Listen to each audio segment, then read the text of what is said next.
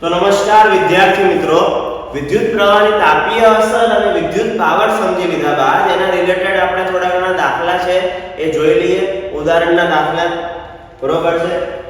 વિદ્યુત પ્રવાહની તાપીય અસર ઉપરથી આપણને એક ઉદાહરણનો દાખલો આપે છે. ઉદાહરણ નંબર 11.10. 11.10 વાળો જે ઉદાહરણનો દાખલો છે એમાં બે જુદા જુદા પાવર આપેલા છે, એક મહત્તમ દર માટે અને એક લઘુત્તમ દર માટે. તો આપણે પણ ગણતરી જુદા જુદા પાવરના મૂલ્ય માટે કરવી પડશે.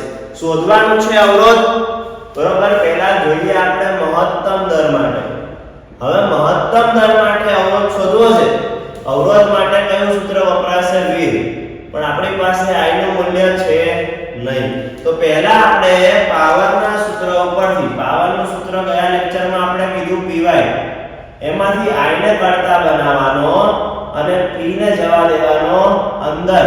તો જો I બહાર આવશે, P અંદર જશે તો શું થશે? P ના છેદમાં V. P કેટલું આપેલું છે? મહત્તમમાં 840 અને V કેટલું આપેલું છે? 220 વોલ્ટ. તો આની જે જવાબ આવે એનાથી I મળી જશે એમ્પિયરમાં. અને હવે V ઉપરથી R શોધવાનું. R ને કરતા બનાવવાનો તો V ના છેદમાં I. V 220 વોલ્ટ છે. I નું મૂલ્ય જે આવે એ મૂકીને એનો ભાગાકાર કરવાનો અને એને એમ્પિયરમાં મેળવી લેવાનો. બરોબર છે. આ બધું તમને હવે આવડતું હોવું જોઈએ આગલા દાખલાઓ ઉપરથી. ત્યારબાદ હવે મહત્તમ દરની જેમ જ લઘુત્તમ દર માટે શોધી લેવાનું. તેના માટે લઘુત્તમ દર માટે સેમ પેટર્ન. પહેલા Py મૂકવાનું, Py માંથી I ને કરતા બનાવવાનો, I શોધી લેવાનો. પહેલા P ના છેદમાં V. P છે 360, V છે 220, બરોબર છે. 36 ના ભાગ્યા 22 કરીને I મળી જશે. પછી મૂકવાનું V. R ને કરતા બનાવવાનો, V ના છેદમાં I. V 220 જ રહેશે. I નું મૂલ્ય અહીંયાથી અને તમારો જવાબ આવશે ઓહમમાં. તમારો જવાબ R નો જવાબ શેમાં આવશે? ઓહમમાં આવશે. આ થઈ ગયો તમારો પહેલો દાખલો. ત્યારબાદ છે 11.1.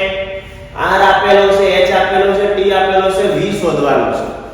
બરોબર છે. હવે V શોધવાનો V ઉપરથી, પણ એની માટે તમારી પાસે નથી I. તો H આપેલો હોય ત્યારે યાદ રાખવાનું I2RT, જે જૂલના તાપીય ઊર્જાનું સૂત્ર છે, જે આગલા જ વિડિયો લેક્ચરમાં આપણે મેળવ્યું હતું. ધ્યાન આપજો.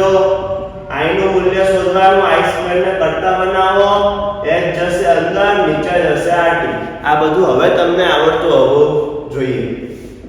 H નું મૂલ્ય છે 100, R નું મૂલ્ય છે 4, T નું મૂલ્ય છે 1. બરોબર છે. 4 એકા 4, 100 ભાગ્યા 4 કરો એટલે તમારો જવાબ 25 આવે. પણ શું છે? I2. હવે સ્ક્વેર હટાઈ દો તો શું જવાબ આવે? 5 એમ્પિયર. આ તમને ગણતરીઓ ખબર હોવી જોઈએ. હવે I 5 મળી ગયું છે તો મૂકો V. બરોબર છે. V I મળ્યું 5 એમ્પિયર, R મળ્યું 4, V IR માં મૂક્યું 5 ચોક 20 તો V મળી ગયો તમને 20 વોલ્ટ. પતી ગયો તમારો દાખલો. ખૂબ જ સહેલો, ખૂબ જ સરળ. 11.1. ત્યારબાદ છે 11.12, 11.11 અથવા હવે 11.12. V I અને P તો સિમ્પલ Py.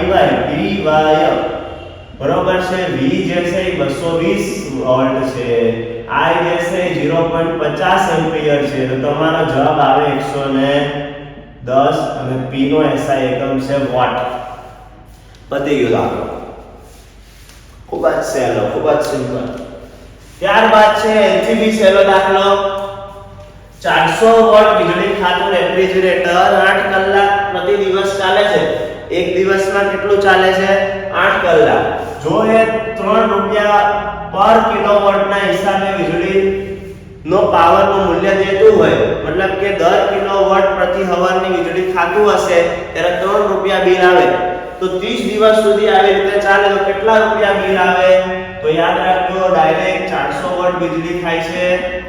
કેટલા કલાક ખાય છે? 8 કલાક. દિવસ કેટલા છે? 30. બરોબર છે. તો 400 * 8 * 30 કરો એટલે 96000 આવે જવાબ. બરોબર છે 96000 વોટ પ્રતિ હવર થાય છે.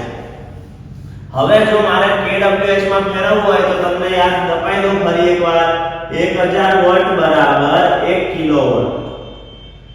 બરોબર છે તો અહીંયા થઈ જાય 96 કિલોવોટ પ્રતિ કલાક.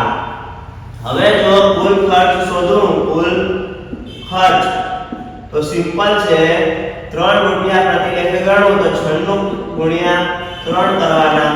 96 ગુણ્યા 3 કરું એટલે મને જવાબ મળી જાય રૂપિયામાં. બરોબર, કેટલા રૂપિયા વીજળી ખાતું હશે. આ દાખલો બી સિમ્પલ, આ દાખલો બી કમ્પ્લીટ. આટલા રૂપિયા વીજળી ખાતું હશે.